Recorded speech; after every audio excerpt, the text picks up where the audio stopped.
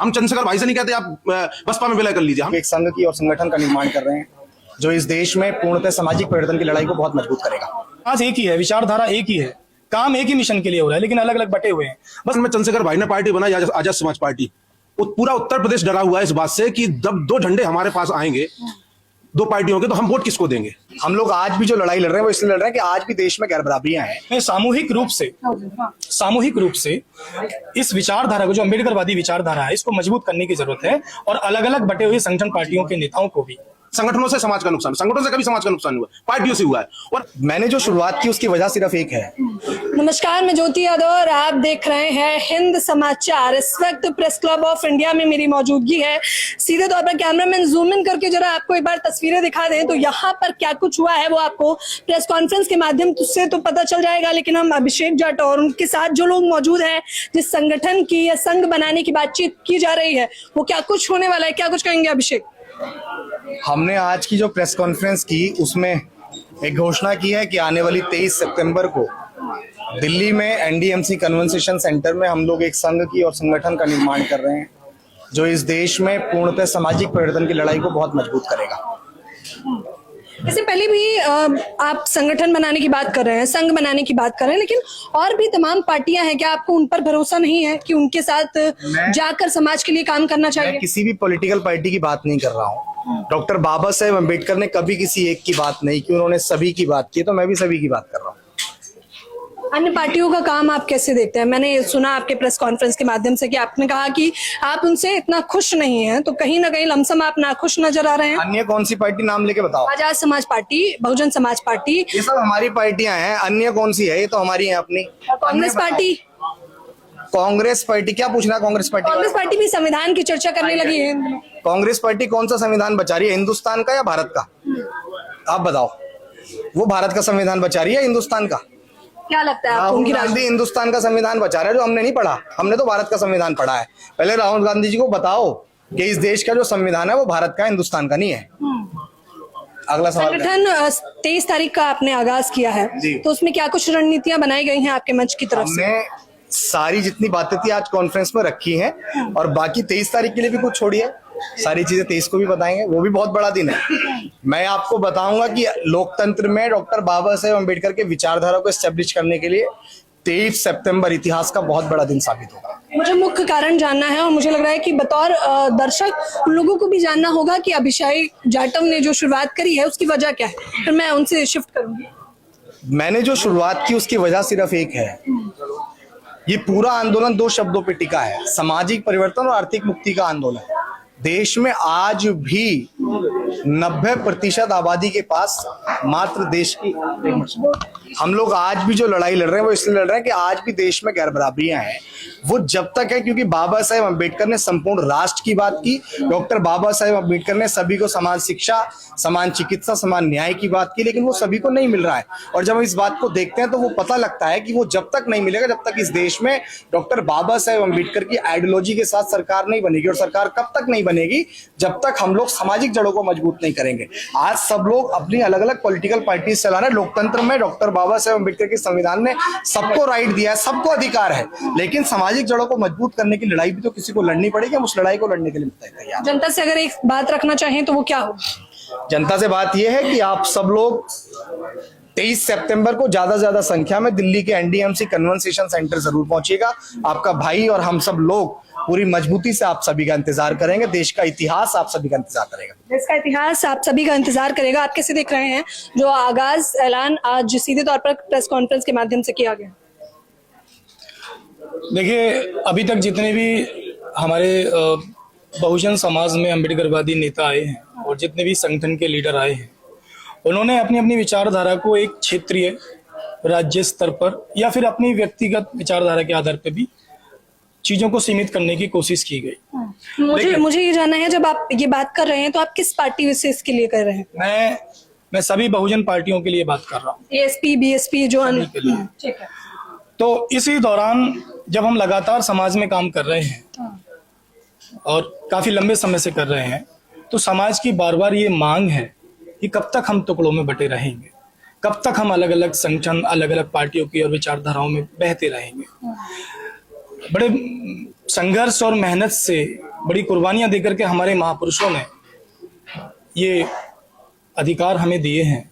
अगर इनको सुरक्षित नहीं किया गया, हम आपस में ही अगर बिखरे रहेंगे तो ये अधिकार जो हमारे महापुरुषों ने दिए हमारे हाथ से चले जाएंगे। इन्हीं सभी चीजों को ध्यान में रखते हुए समाज की ये मांग है, बड़े स्तर पर मांग है, राष्ट्रीय स्तर पर, कि अब समय आ गया है कि हमें सामूहिक रूप से इस विचारधारा को, जो अम्बेडकरवादी विचारधारा है, इसको मजबूत करने की जरूरत है और अलग अलग बटे हुए संगठन पार्टियों के नेताओं को भी सपोर्ट। अच्छा, मुझे ये जानना है, आप आजाद समाज पार्टी में उस दौरान थे जब संघर्ष था, जब आपने बढ़ चढ़कर हिस्सा लिया, तो अब इस ओर रुख करने की वजह? देखिए, ऐसा होता है कि पार्टी की अपनी एक विचारधारा होती है, पार्टी का अपना एक बायलॉज होता है और पार्टी को सभी सपोर्टेड एजेंसियों की आवश्यकता भी होती है। इसी दौरान मैं लंबे समय से काम कर रहा था और अभी भी कर रहा हूँ। ऐसा नहीं है मैं समाज से दूर नहीं हूँ और समाज से बड़ा कोई नेता होता भी नहीं है।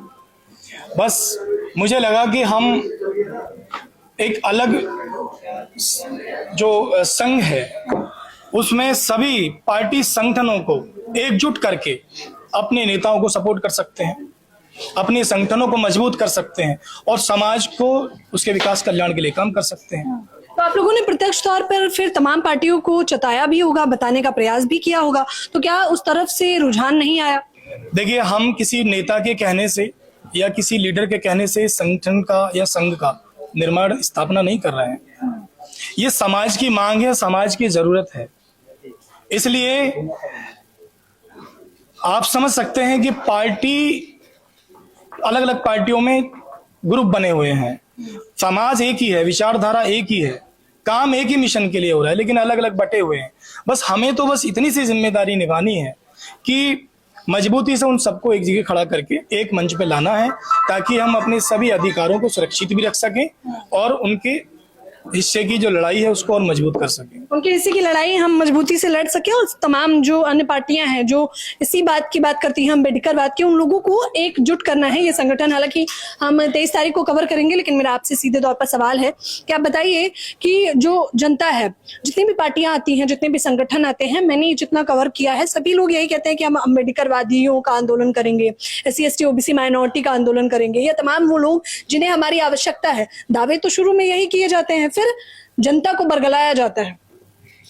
देखिए, जनता को बरगलाया जाता है, इसीलिए हम इस संघ की स्थापना कर रहे हैं। कारण क्या है, इस देश के अंदर राजनीति तो हमने बहुत मजबूती से खड़ी करने के लिए प्रयास किए हैं, लेकिन सामाजिक संगठन किसी भी एक ऐसी पार्टी के लिए काम नहीं कर पाया आज तक कि आप अगर कोई दूसरी पार्टी का व्यक्ति है तो आप उसको सपोर्ट कर सकें।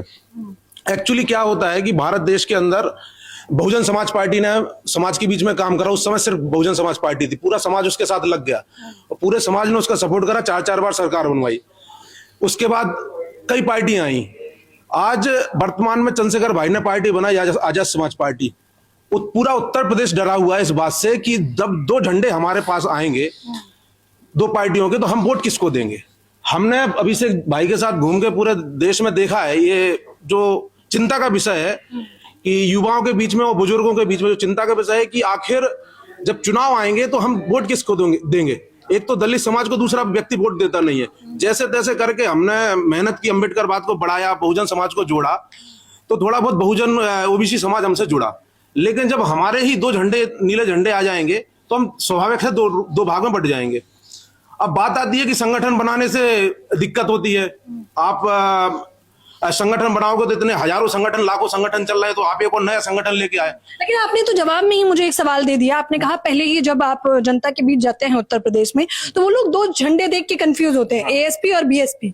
तो अब आपका संगठन क्या ये निर्धारित करेगा कि जनता किसे मतदान करने वाली? वही बताने वाला था आपको कि लोगों को ये लगता है कि संगठन लाखों होने से समाज का नुकसान है। तो सच बात तो यह कि र्यूमर फैलाया गया है, जो इस देश में मनुवादी ताकत है उनने ये र्यूमर फैलाया है कि अम्बेडकरवादी संगठन अगर ज्यादा हैं तो हमारे लोगों के बीच से ही आवाज उठने लगी, हमारे लोगों के बीच से ही आवाज उठने लगी कि संगठन लाखों है इसलिए समाज को नुकसान है। सच बात यह है कि लाखों नहीं करोड़ों भी संगठन हो जाएंगे ना बाबा साहब को मानने वाले, तो इस देश को नुकसान नहीं फायदा ही होगा। पहली बात, अगर नुकसान है तो राजनीतिक पार्टियों से। अगर बाबा साहब के उद्देश्य की पार्टियां अगर लाखों हो जाएंगी या 10 हो जाएंगी, 20 आएंगी, तो वोट बढ़ता है। संगठनों से कभी वोट नहीं बढ़ता है। संगठन क्या काम करते हैं? बाबा साहब फुलेवादी, अंबेडकरवादी, पेरियार के मानने वाले लोगों को तैयार करते हैं। और जब वो लोग तैयार होते हैं, हमारे जैसे संगठन लोग बनाते हैं, जब वो लोग तैयार होते हैं, वो कहां जाएंगे वोट डालने के लिए? वहीं तो जाएंगे जिस पार्टी के अंदर इस विचारधारा के लोग होंगे, इस विचारधारा की राजनीति करते होंगे, उस विचारधारा के बनने वाले सांसद होंगे। तो मेरा आपसे कहना यह है कि एक तो ये र्यूमर मीडिया को हटाना चाहिए कि संगठनों से समाज का नुकसान। संगठनों से कभी समाज का नुकसान नहीं हुआ, पार्टियों से हुआ है। और हम उन 2 पार्टियां जो आज देश में सबसे ज्यादा ताकत में है, और 2 के अलावा प्रकाश अंबेडकर जी की महाराष्ट्र में पार्टी है, जो बहुजन मुक्ति पार्टी बावन मेश्राम जी की है, इस तरह की जो पार्टियां चल रही। तो हमारा कहना है कि इस देश के अंदर 2 गठबंधन चलते हैं, एनडीए और यूपीए, जो यूपीए इंडिया हुआ है अभी। तो इस देश में बाबा साहब की विचारधारा इतनी कमजोर है कि तीसरा गठबंधन नहीं हो सकता। हम नहीं कहते कि आप विलय कर लो, हम चंद्रशेखर भाई से नहीं कहते आप बसपा में विलय कर लीजिए, हम नहीं कहते बावन मेश्राम जी से कि आप विलय कर लीजिए। कम से कम भाई आप इतना तो सोचिए कि आप इकट्ठे होकर तीसरे मोर्चे की तैयारी कीजिए कि ये समाज जो पूरा देश में बिखरा पड़ा है राजनीतिक रूप से, सामाजिक तो इकट्ठा हो जाता है, राजनीतिक रूप से फेल हो रहा है, बार बार फेल हो रहा है, आपको दिख भी रहा है, एक भी सांसद निकल के नहीं आ रहा। तो आपको समझना पड़ेगा कि कैसे भी करके हमें तीसरे मोर्चे के रूप में तैयारी करनी है, और ये संघ का ये काम होगा आने वाले वक्त में कि हम तीसरे। आपने मुझे इतना तो समझाया, और मुझे लग रहा है बतौर जनता आपको समझ आया कि संगठन से फायदा होने वाला है। तो आप क्या ये कह रहे हैं कि संगठन तो हम बनाएंगे, समाज को फायदा भी पहुंचाएंगे, लेकिन अभिषेक जाटव या जो भी संघ बनने वाला है भविष्य में, वो पार्टी नहीं बनाने वाला है? क्या वो चुनाव नहीं लड़ने वाला है? क्या आप भी एएसपी की तरह, जिस प्रकार से सांसद चंद्रशेखर बने हैं, ऐसा कुछ नहीं करने वाले? मैं आपको बताऊं कि मैंने ये कहा कि मैं कभी पॉलिटिकल पार्टी नहीं बनाऊंगा, लेकिन इस देश में जो संघ काम कर रहा है वो पूर्णतः सामाजिक वर्ग की लड़ाई लड़ रहा है। लेकिन डॉक्टर बाबा साहेब अम्बेडकर ने कहा है political power is a master की। तो हमारे जितने साथी इस लायक होंगे, हमारी पार्टियों से भिजाएंगे उनको विधानसभा और लोकसभा में। धन्यवाद। 23 तारीख की रणनीतियां जो भी कुछ होने वाली है, मैं लगातार आपको बताती रहूंगी। प्रेस क्लब ऑफ इंडिया में इस वक्त मेरी खास मौजूदगी थी। बातचीत के बाद आपको, मुझे लगता है, बतौर जनता ये निर्धारित करना चाहिए कि किसकी बातों में कितनी सहमति है। फिलहाल इस खबर के बारे में आप लोग मुझे अपनी राय जरूर बताएं। कैमरामैन नावेद के साथ ज्योति यादव, हिंद समाचार।